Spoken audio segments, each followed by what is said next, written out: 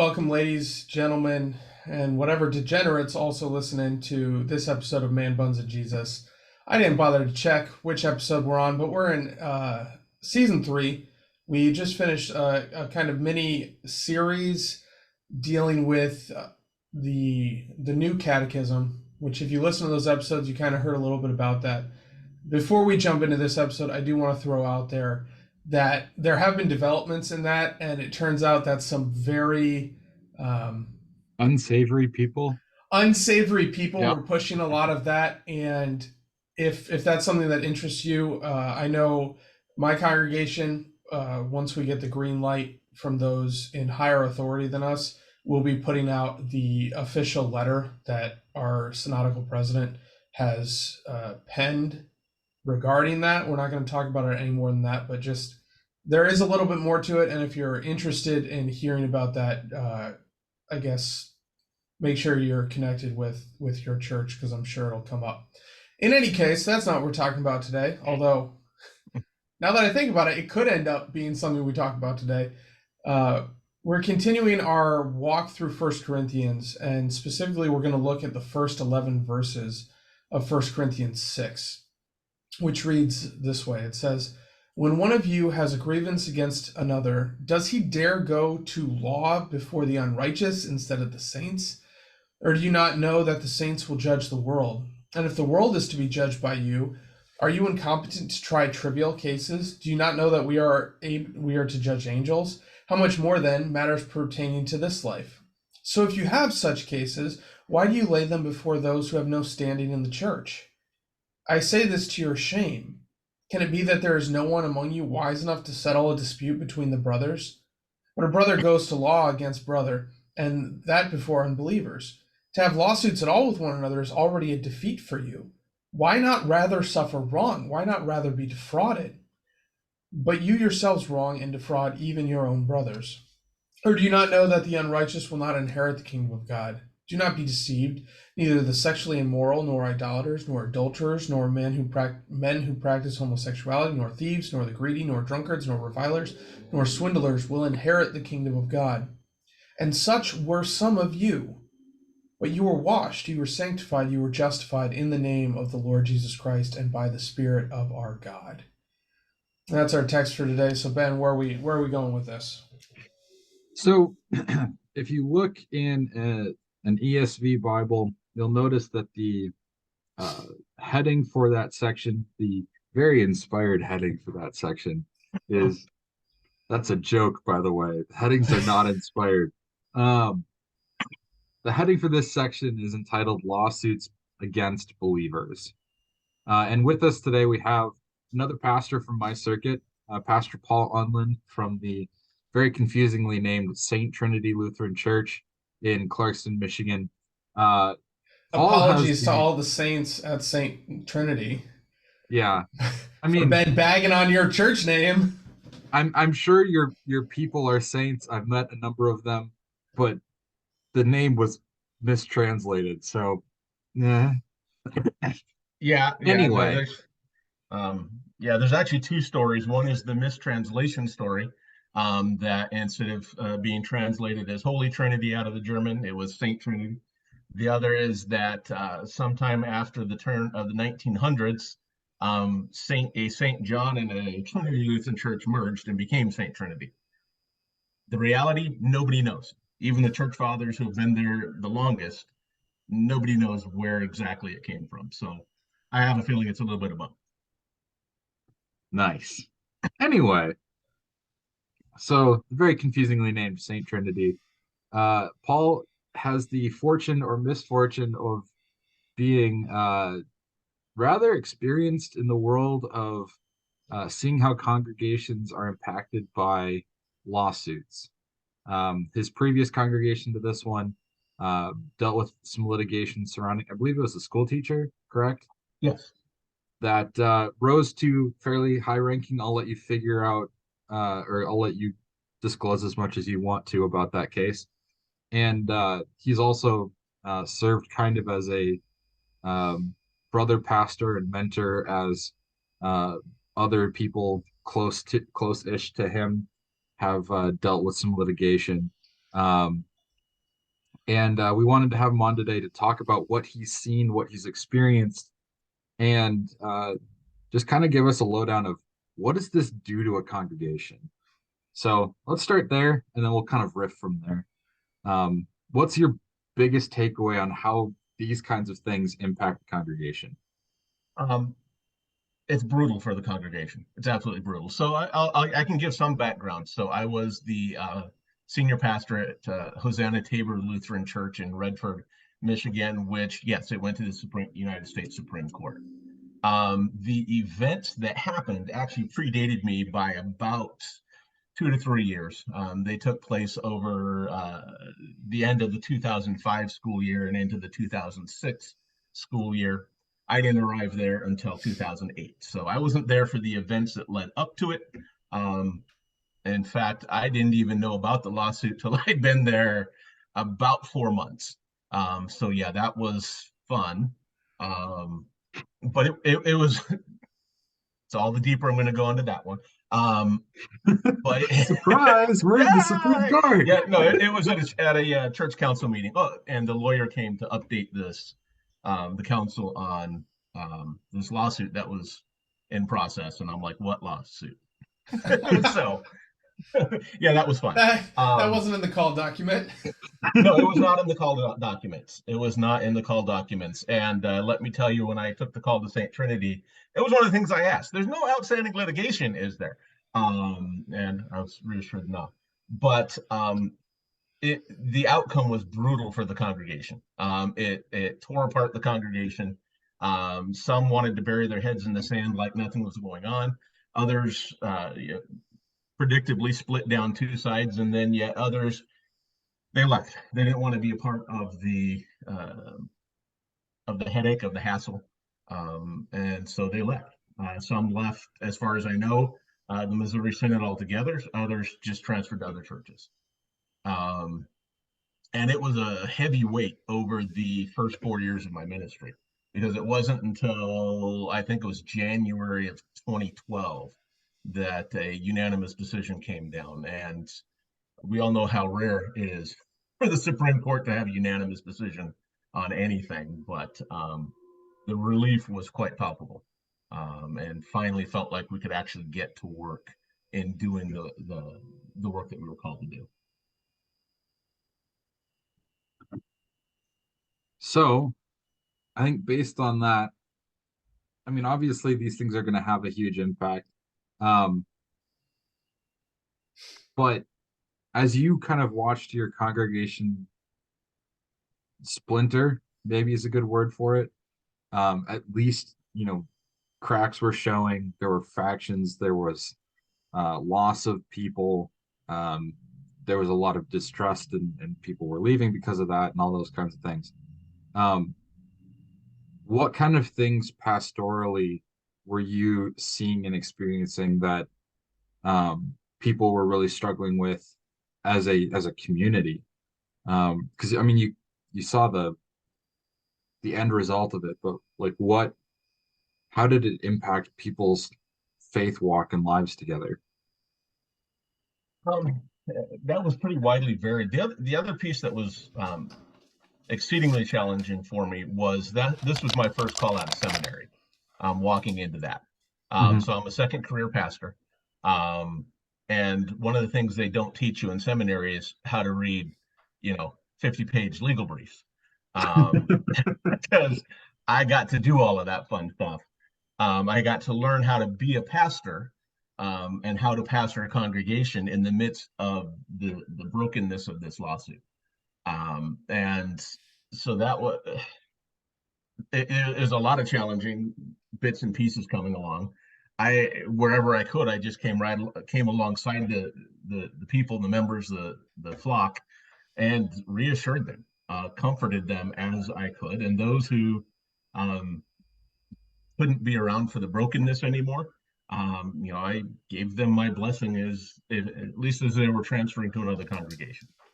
Those who just kind of walked away and I could never get a hold of again was a bit more challenging. But you do what you can, and I believe you're both in your first call. I know, Ben, you are. And Yes, sir. yeah. Right. So that first year or two, you have no idea what you're doing right, what you're doing wrong. You're just trying to figure it out on the fly, and everybody gives you all of this authority that you don't feel like you actually probably deserve. And that's kind of where I was, right? That's where I was, and now suddenly I have to be the legal expert as well. Um, and yeah, it was befuddling. It was confusing. It was, all take all that stuff from your first call and then just amp up and throw this extra piece on top of there. So that's where I went mostly gray and lost most of my hair. Was in those first few years. So Otherwise, he would be joining us in this yes, I beautiful. would. I would love to have a man bun, but yeah, it just doesn't work. It just doesn't work. At least I got the beard. Related to that, I guess, but not related to our topic at all. So we're recording this on a Thursday, ladies and gentlemen, and last night was Ash Wednesday. And as I was doing the imposition of ashes, two things occurred to me. One, there are a lot of pretty tall guys in my congregation. I was reaching for some of them. I'm like, I need to stand on my tiptoes here. And For a note, the Josh, you're second, what, 5'10"? 5'10", yeah. Okay. Unless you ask my brothers, then I'm 5'9". They're I was wrong, by the ballparking, way. so The I'm doctor glad I says got I'm as close as I 5'10". did. And the other realization is we got a lot of balding gentlemen in our congregation. But I think, Paul, when you bring up kind of how divided the congregation was, and I think when you think of a lawsuit that impacts any group, you're going to think, okay, there are going to be two sides. But you mentioned the people who kind of just want to ignore it. You mentioned the people who they didn't want to handle it, they couldn't handle it, and they left. And I suspect and I wonder how much of that is because as Christians we understand on this gut level that we're called to better. Right? We look at this. I mean, it's the same thing when Ben and we had these conversations over the past 2 weeks. Like, we look at some of these arguments that are going on in the church, and you just kind of got to shake your head. You're like, we should be better than this.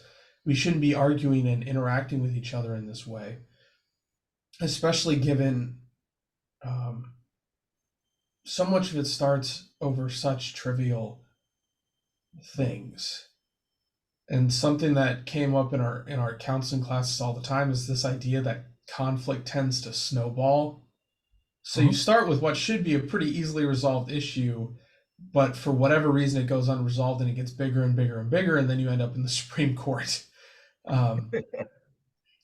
And I think there's a very difficult truth in what Paul says here when he says, why not rather suffer wrong?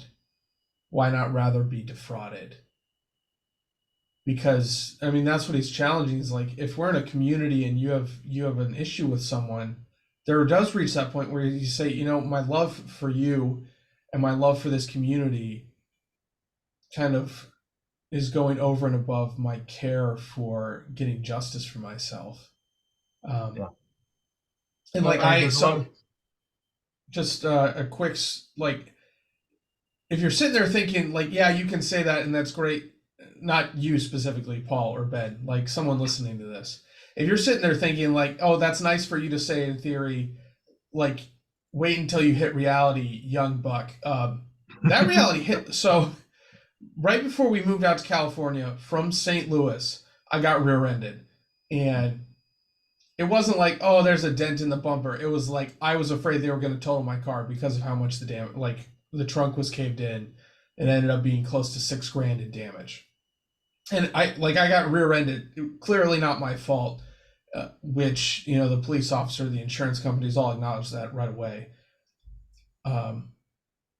But the insurance company, the ladies' insurance company, really was dragging their feet, and they wouldn't answer my calls. They wouldn't call back. So I couldn't tell the mechanic shop to get the repairs going because I had to deal with the insurance company first. And eventually what I had to do is I had to go to State Farm, my insurance company, and said, just do it. I'll pay the deductible. I know you guys will get it back, however long that legal proceeding takes. But as a result, we had to move to California, and my car was getting fixed in St. Louis. So we ended up we paid an additional $1,200 to have the car shipped. My wife, her sister, and brother live in St. Louis, so they were able to like pick it up from the mechanic shop, drop it, like sign for it with the mover who was shipping it. And I really seriously considered, and I was encouraged by several people around me, to sue this insurance company to at very least cover the cost of moving the car. And I was talking with my parents, and they brought up two things. The practical side, they said you don't really want to get pulled into a lawsuit right now where you are in your life. You don't want to do that. But then my dad brought up the faith aspect. He's like, listen, the witness we give is important. And if we have this kind of persistent attitude of turn the other cheek and let yourself be defrauded out of love and care for your neighbor, which is weird to say about an insurance company, but he says that says something powerful. So like that sucked, guys. And maybe you're listening to this and you're like, $1,200 isn't a big deal. $1,200 for that point in our lives, and still like to this day, that's a big deal. So I've experienced this on some level. Like, I'll admit it sucks to sit there and say, yeah, I'm going to let myself be defrauded. But there's something to say about the witness of it. So It's worth noting that since Josh lives in California, $1,200 is like half a grocery bill. You know, it's not that extreme, but it is less than half of my monthly rent. So, ouch. yeah. Anyway, Anyway. well, you had something you wanted to say. I don't even know where we went after that one. It's interesting you bring up, the accident, the insurance company and whatnot. It's one of the things, as I was thinking about this, our society is now set up that if you want to get anything, you almost have to sue. If you want to get anything from an insurance company, whether it's your own insurance company or somebody who caused damage, they're set up to, okay, well, you're going to have to sue if you want to be made right. And that certainly takes things, for people of faith. And we read about this and elsewhere in scripture when it's lawsuits and whatnot and going to court are brought up. It's a challenge. What do you do? How do you handle that's kind of the situation? Because I mean, $1,200, that's a hit for almost anybody. At least anybody that I know, very few of us have $1,200 just sitting around and we go, oh yeah, no problem. There's $1,200 and just toss it and be done. We have bills. We have things that we need to live and to do. I know I was about to say something right before Josh started talking, but now it went. I know we had brought up snowballing and kind of this gut instinct of we're called to be better. Yeah. That's where we were, and I would agree with you heavily on that one. So much of it is we don't know how to properly deal with conflict. Right? We're raised in the church and we're told conflict is bad. So we avoid conflict altogether. Instead of actually trying to address it and work our way through it. Well, it's conflict, it's bad, so we're just going to pretend it didn't happen, and then it snowballs. Rather than doing what Jesus himself tells us to do in Matthew 18, if your brother sins against you, what are you supposed to do? Right? You're not supposed to just pretend it didn't happen. You're supposed to go and talk to your brother about it. And eventually bring in elders, bring in the church. There's a process for it. And that's what we forget, I think, oftentimes as Christians, is that we forget to actually use these processes that Jesus himself told us to use when it comes to conflict. And so we view conflict as being something evil or bad instead of being a misunderstanding and an opportunity to actually grow stronger. And I'm as guilty of wanting to avoid conflict as anybody else. But I've also seen the results when that happens. And very rarely being conflict avoidant actually make things better. Generally, it just makes things worse later down the line. When if you'd have just talked about it right off the bat, it wouldn't have been such a big deal. They, for some reason, okay, not for some reason, I'm a massive baseball nerd, so this is like my brain is tracking down a recent story. I don't know if either one of you know too much about the arbitration process in baseball, but it's kind of a mess. So after a while, before a player is eligible for free agency, their worth is decided by kind of historic contract values for players that have been with teams that long and done what they've done. And if teams and players can't agree on what that number is supposed to be, then they have to go to an arbitration hearing, which is where they go before a judge. The team and the player both make their argument about, well, I think I'm worth this much because this historic comp, and vice versa. And more often than not, when that happens, there is a significant amount of conflict between the teams and the players, because when you go into an arbitration hearing, you have the team sitting on one side and the player sitting on the other side, and the team is bad mouthing the player. Like they have to do that. They have to point out all of the player's flaws and like inefficiencies and character things, and like they want to pay less. And there was an example this spring of a player, a pitcher, former Cy Young winner for the Milwaukee Brewers named Corbin Burns, one of the best pitchers in baseball. The Brewers, who he plays for, turned his career around for him, and then also shot him in the foot by taking him to arbitration and laying out all the reasons they don't like him. And now he wants nothing to do with them. Right. So like, if you want a microcosm of how litigation impacts relationships, there you go. Yeah. And as you were talking about like the process of Matthew 18, Paul, I was thinking in my head, like, what if that kind of thing happened in baseball? Like, guys, this isn't working. We need to like talk this out. Well, I wonder if it doesn't on. I'm not familiar with baseball, but I know with the NHL they have a similar arbitration proceeding, Mhm. but it's kind of they talk about the contract, player and team, and then they get a little bit more involved with that, and then they schedule arbitration, and most of the time when they do that, it is to the player instigates it to expedite a conclusion of the like they do it because teams want to avoid it, which makes Mhm. me suspect that in the NHL it favors the players.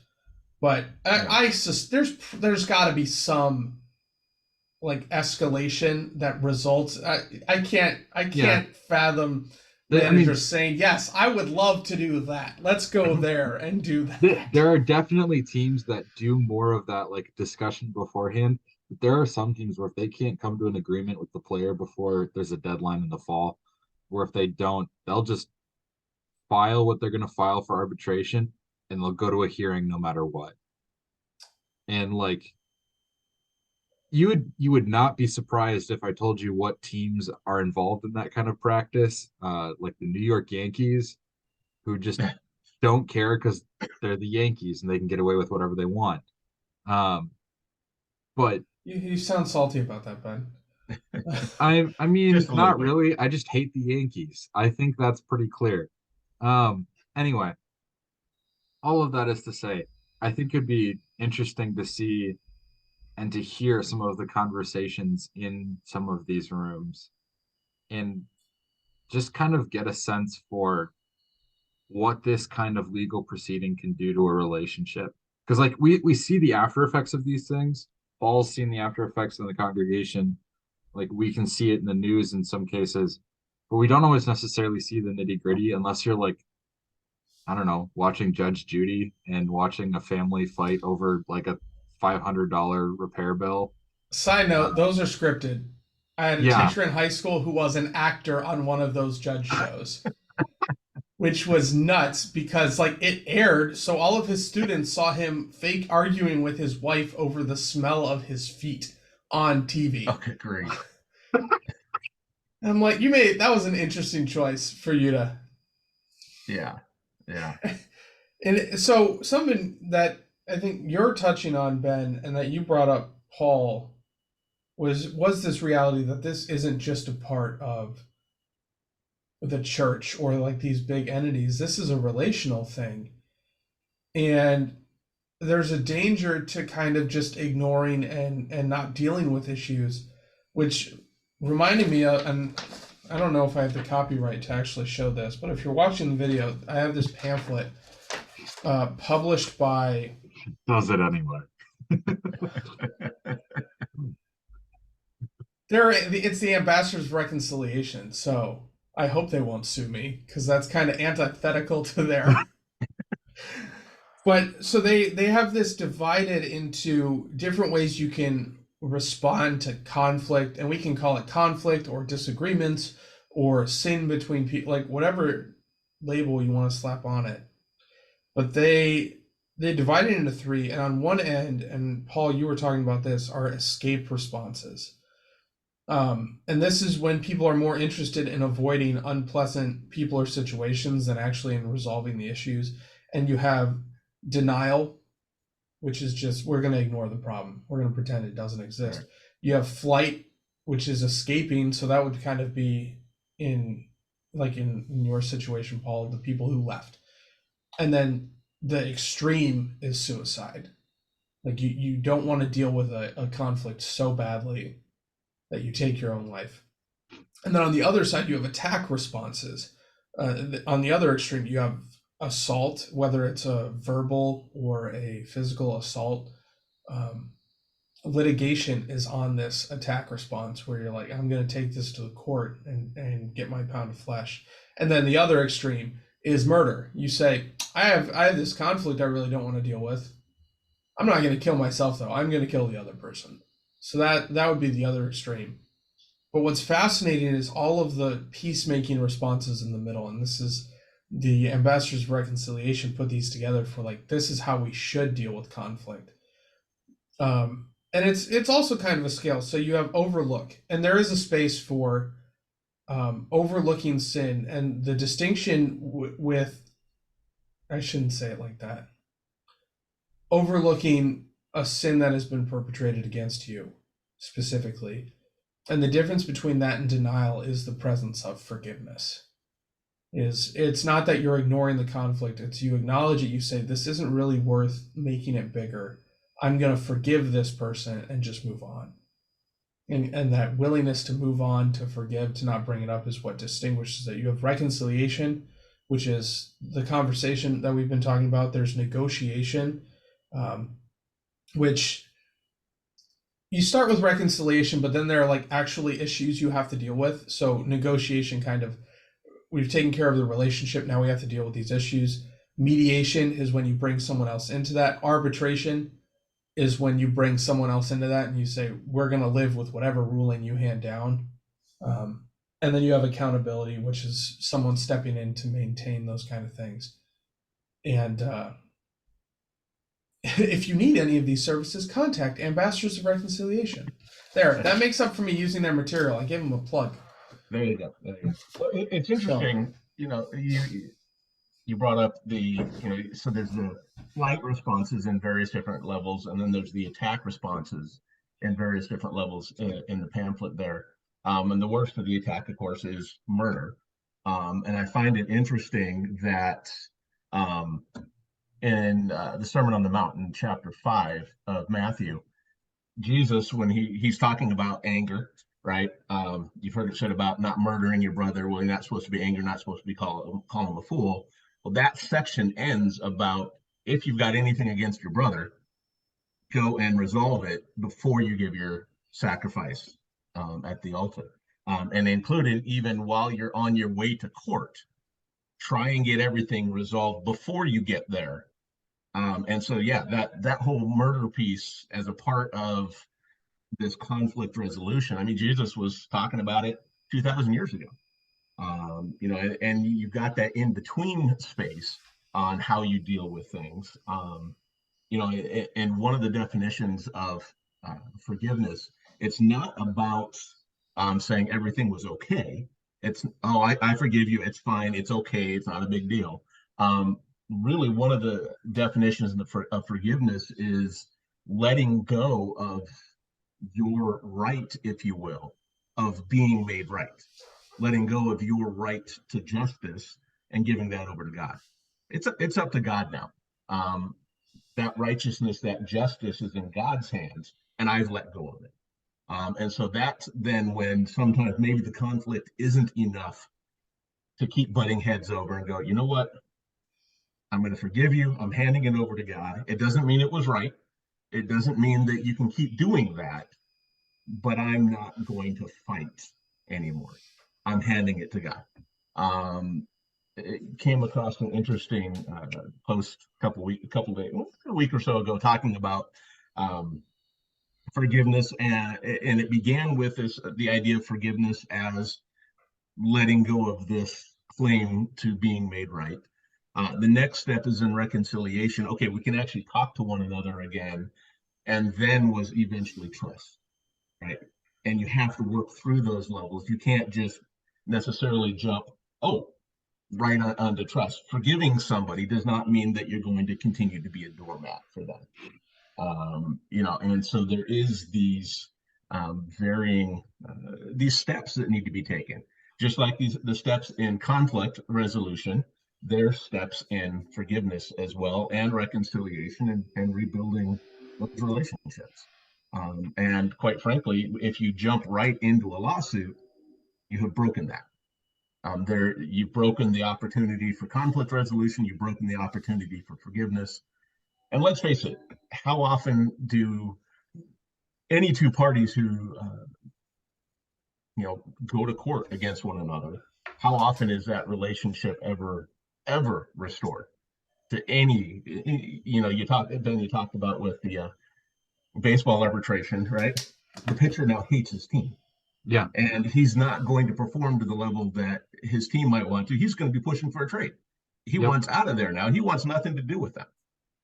Yep. Right.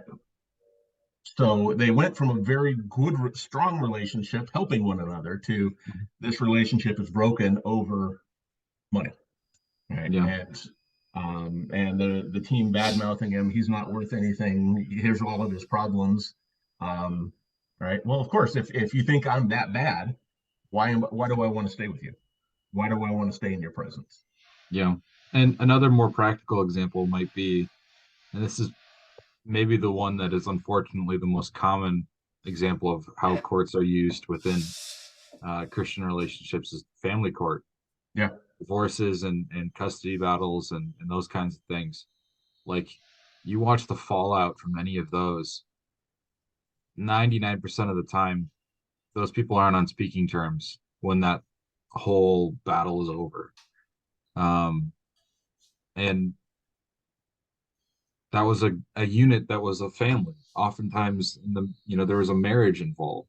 The two were made one flesh, right? And now the whole thing is just being ripped apart.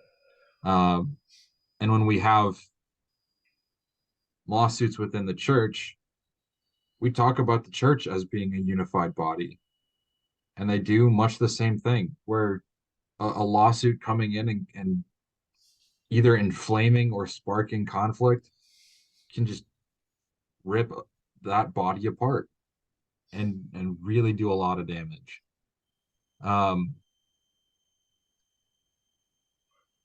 At some point, I want to kind of flip this on its head, because I feel like we've done a lot of bad mouthing of the court process, but we have courts for a reason. And I don't know if you want to go here yet, but I would like to just for a few minutes talk about what is the purpose of the courts. And as Christians, is it ever our responsibility to take things to the state, to the courts for resolution? Well, and to jump in there, I would say that um, even jumping back to, and it's just because I preached on it for several weeks was on the Sermon on the Mount. Jesus does intensify the law. He takes away any loopholes, and yet there still leaves the opportunity for uh, right, that action, right? So looking at the commandment of not murdering, the commandment is to not murder. It's not don't kill. Right, and so that leaves open that there may be opportunities and reasons that killing might be justified. Now, yes, we're also told to turn the other cheek. If we're smacked on one cheek, we're told to turn the other cheek. Yet we're told to turn our swords into plowshares. We're supposed to be loving and caring for our neighbor. But if our neighbor is in danger, it's inherent upon us to also protect that neighbor. And sometimes protecting one neighbor may lead to a more physical conflict or ultimately even killing a different one.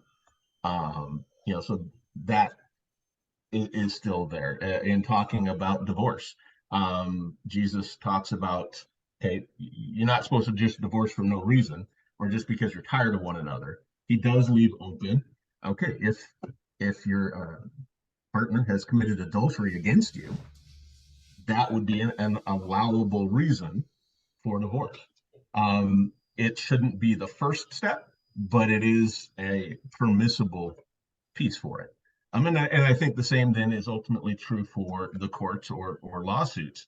If you have made every attempt at trying to reconcile and come to some sort of an agreement, and they still refuse, then you need to determine, okay, is it one of those situations where, well, it's not worth taking it to court, or it might be, right? I mean, Jesus, and going back to Matthew 18, and yes, this is within the church, right? It's, go to your brother by yourself, bring some witnesses, take it to the church. Eventually, we are to treat them as a tax collector, as a Gentile, and they are outside of fellowship. But it should never be the first step. And so I think, like, ultimately the lawsuit put on the table, and yes, and we were defending ourselves the entire way. And the whole idea of the ministerial exception, and it needed to go to the Supreme Court. That's one of those pieces I think ultimately it needed to. Now, because people are sinners, I've also heard in the years since then other denominations misusing that and trying to misclassify other employees as ministers. I even heard of one church that was trying to classify a custodian as a minister so they wouldn't have to worry. Obviously that's an absolute warping, not only what the decision was, but what the Bible has to say and Scripture has to say about ministers and who we're called to be, and et cetera, et cetera. Is there a place for it? Yeah, I think there can be, but I don't think it should be the first step. Well, I think you hit on what Paul is talking about is really lawsuits within the church. He said it's Right. it's not appropriate. Well, and to the point where, why would you go to an external court? You should go to the church and the leadership. So, like in how our congregation works, we would say, well, if you really need someone to speak with authority into this conflict, you need to bring it to the elders and to the pastor. But when it comes to interactions with non-believers, like my authority as pastor means little to nothing for someone who's outside the church. So the authority that they still do answer to is obviously the government, which in the story I told earlier, that was one of the things I struggled with. I was like, well, the lady who I got in a wreck with, she was Christian, but like this insurance company, I don't know. I mean, they obviously aren't answering to the authority of the church, but so that was something I had to wrestle with, and so I think that's when they're outside the church, it's like, well, sometimes you have to go to the authority that they're going to recognize. And I think another distinction probably worth making is the difference between civil and criminal court. Yeah. Because if it's a civil court issue, then I think you get on touchy ground, because you're really stepping into that. Why not rather be defrauded? But if it's criminal court, like, that's the government's God-given responsibility to take care of justice in the sense of criminality. Um, so I think that's a place where maybe even more than we can interact, we should interact, because I think it falls on us to make sure that um, we are supporting the government in its role to administer justice. Yeah, well, and building off of that, if we take a look at what happened towards the end of Paul's life, right? He's arrested in Jerusalem, and instead of going on trial there, he asserts his rights as a Roman citizen to be tried before Caesar. So he is then taken to Rome. He does appeal to the government. He does appeal to the court system under which he has rights. And so there is a balancing act in there. And I think, Joshua, you hit it pretty well, talking about the difference between, is it a civil matter or is it a criminal matter? In a criminal matter, that can't just be swept under the rug. In a civil matter, depends on what it is. Some things may rise to a level that might need to be addressed before a court, especially if it's something that is outside of, Paul's admonition here, as you mentioned quite well, is about lawsuits against believers, lawsuits within the church. And that, Paul pretty much says, knock it off. But when it's outside of the fellowship of believers, we have to do what's right and what we're called to do. But it's not always going to be a black and white answer. Like your case with the insurance matter, it wasn't a black and white answer. And maybe if instead of you leaving seminary and going to your first call, you were just returning from vicarage and you had another year, well, you might have approached that a little bit differently. The fact that you're moving more than halfway across the country and it was, all of that stress, that takes it in a different direction. Well, and for full disclosure for everyone listening, that was a huge deciding factor. And I was like, I don't want to deal with a lawsuit right now. Are you finding a lawyer and dealing with all that? And I'm pretty sure, as the aggressive party, or the prosecution, that's not the right word for civil court. I don't know what the word is. I'm pretty sure the defendant has the right to be tried in their local court, which means I would then have had to go back to Missouri to deal with it. And nobody wants to be in that kind of state of misery. No. So, full disclosure, my decision was not entirely we shouldn't do this as believers thing. There was a lot of practicality in there too. I was like, it is not. Yeah. I'm going to lose years of my life, and $1,200 is not worth years of my life. Well, and ultimately, the cost of pursuing likely would have been more than that $1,200. Now, okay, if it all went to court and it came out in your favor, you might have gotten all those fees back. But is it worth it? Might. Yeah, exactly. Might. And so you could spend even more than $1,200 trying to get $1,200 back. Yeah. I think one thing that was interesting to me, Paul, as you were describing, when it's appropriate to perhaps bring the courts in, there were a lot of parallels there to the way that we talk about use of force. And it circles back to kind of the same thing, that God gives the government the sword, Luther's language. Mm-hmm. And Paul's language too. Yeah, Paul's language too, but Luther really draws on that and emphasizes it. But maybe that's how we should think about when we involve the courts. When do we need the sword to settle an issue?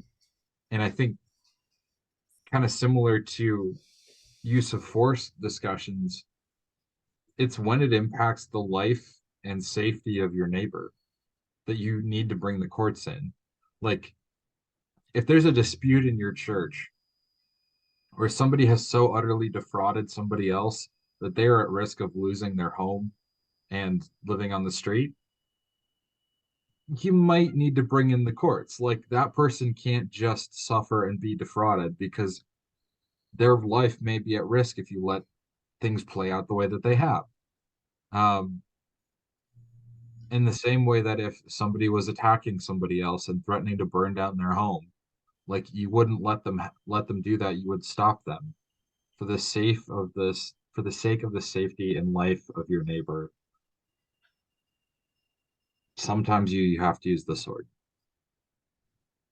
Yeah. Well, and that's, yeah, we're supposed to love our neighbors, but when one neighbor, like I said, when one neighbor is being profoundly wronged and their life is in danger, we can't go, well, okay, well, your life is in danger, but if I try and protect you, their life is in danger. So good luck with that. Yeah, right. You don't get to write an ethics paper every time that you have a quandary in front of you. You just have right. to act like, And there's not even often always time to even think. Sometimes you have to respond because it's in the moment. mhm, Um, and yeah, those are exceptions, and that it's not like we encounter that each and every day of our lives as we're trying to live out our faith walk. mhm. But yeah, no, there is certainly a place in there. Um, it should never be your first instinct. It should never be Breaking out the sword. the You're first breaking thing you out the jump sword. to. You know. Of course, I mean, depending on the state, you can carry all sorts of weapons, but maybe not a sword. Um, I'm telling you, this conversation really makes me want to go to Amazon and purchase a sword. So, yeah, a sword would be pretty cool. A sword would be pretty cool. I'll give One you of that. my brothers has a Civil War cavalry sword in his room. It's a little frightening, but very dull. So, I, I have a somewhere circa World War One, World War Two training bayonet. Again, it's dull as anything. I mean, the point is still sharp. You could poke somebody with it, but anything else, it's not doing. my younger brother has a samurai sword that was Oh, given to him by someone asked him what he wanted for his high school graduation, and because he's a flippant person, he said a samurai sword. And my mom was like, "No, you can't get a samurai sword." And so the lady who had asked, of course, purchased a samurai sword. It is sharp. It can cut things, but it just I think it's still at my parents' house. I don't even think he has it in his possession, but uh which brother? Caleb. Oh, that Makes makes it even sense. scarier, doesn't it? Yeah, that's the one I trust the least with a sword. I've always dreamed of having a Spartan shield and two javelins crossed on a wall behind me in my office, but the dream has not been fulfilled yet. I'll let you guys know. I'll keep you up to date. Not exactly a sword, but in the ballpark. We're getting way off track, so maybe we should wrap this puppy up. I think you might be right, Ben. I may have warned. I don't know if I warned you about this, Paul, but at the end of our episodes, we like to end with one takeaway, one, like, if you TLDR'd this podcast because you're just listening to it in the background at work and haven't really paid attention to anything we've said so far, what's one thing that you want people to walk away with uh, as they are listening to this podcast? yeah, yeah. You did warn me, and we've kind of gone off in some different directions than what maybe I had thought we may go. But man, you know, I think that the biggest takeaway is one. I'm sorry, I'm going to give you a couple. It's just, What a and this Lutheran and this will pastor. it's like the pastor who said, preaches for 20 minutes. And now on to my second point. Um, no, really, it's, stop looking to be offended about everything, and love your neighbor. If we do those two things, right? If we're not looking to take offense over every last little thing, or as Luther's, okay, here we go. Here's Luther's explanation of the eighth commandment is put the best construction on everything. Right? If we just actually sought to do that, put the best construction on our interactions with our brothers and sisters, whether it's of the faith or even our neighbors in general. If we put the best construction on everything, a lot of these lawsuits, these conflicts would never happen. Ben, I'm gonna steal the next one because it kind of piggybacks on what Paul's saying here. Sure. I'm gonna encourage you as listeners, deal with conflict when it's small. Mm-hmm. And if that means you're overlooking it, make the conscious thought. You say, this went wrong. I am forgiving this person, and I'm not going to hold it against them. We're going to move on. But if you can't do that, deal with it when it's a little. The example I'm going to use. I ask my wife every single night, "Is there anything we need to talk about?" And if anything's come up in the day that was I leave dishes somewhere where my dog can lick them and knock them onto the floor, or whatever little things, we bring them up quick, we deal with them. It takes 2 minutes every night, but that way it doesn't build and build and build. And so do that in all of your relationships, where if there's something that comes up, deal with it while it's a 2-minute conversation, and then it won't become something bigger that you have to deal with, using wisdom from today's podcast. There's my takeaway. Ben, what do you got? I think my takeaway, I was going to try and say something sarcastic about Caleb has a sword. That's his takeaway. Well, yeah, that's frightening. But I was going to say something like, don't be the next Supreme Court case. But I don't want to make that a black and white rule, because there's a lot of gray there too. So instead, I think I'm going to say something like, remember that these things have consequences, and you need to factor those in as you're going into conflict. Can you suffer the being defrauded? Can you suffer the wrong for the sake of your brother or sister in Christ? Can you do that? Because there's a spectacular witness in that, and it might leave the two of you more whole than if you go through the whole process. So yeah, think about the consequences. Know what you're doing. There you go. Plugs? If you have anyone in your life who maybe struggles with dealing with conflict, go ahead and send them this podcast. That could be kind of passive aggressive and cause its own conflict, but then at least you have this shared wisdom to deal with that conflict. Or if you found this helpful, go ahead and share it with people who you think would also appreciate it and appreciate our ridiculous conversations toward the end. We are on all major podcasting platforms, that is Spotify, iTunes, or Apple Podcasts, Google Podcasts, iHeartRadio, TuneIn FM, and Podbean, and Pandora. I forgot that one because it took so freaking long to get on. But we're on all of them. Subscribe to us if I'm not going to say if it's your prerogative. If you're still listening to us after this long, go ahead and subscribe. Give us the validation that we so crave. And we do have a Facebook page. It gets checked occasionally. And so if you want to hear us approach topic, if you want us to try and get a particular guest on, or if you want to come on the show, we do welcome all of that. You can either reach out to us personally or reach out to the Facebook page. Like I said, it'll get checked at some point. And if you need a church in Southern California, we're here to serve. We're here to connect you to the gospel at Edgewater in Eastvale. And if you're looking for something in the Lake Orion area of Michigan, Ben's got you. And I don't know where Paul serves. I know it's in Michigan. 10 minutes from me. So if you're looking in the northwest suburbs of Michigan, or of Detroit, Michigan, check out either one of us. Paul's a great pastor. He'll serve you well. I have no qualms in saying that. Yeah, and same with that. We're in the same circuit. Yeah, it's a 10-minute drive between our congregations. He's definitely a brother. And yeah, either congregation. I mean, you can't go If wrong. Ben's too scruffy for you, you can go to Paul's church. And if the glint off of Paul's noggin is too much, I got to powder it before we live stream it. In any case, everybody, go to church this Sunday. We don't say that often enough. You should be in church too. Don't just listen to us yahoos. Go be with the body of Christ. And with that, go in peace. Serve the Lord. thanks be to God. Thanks be to God.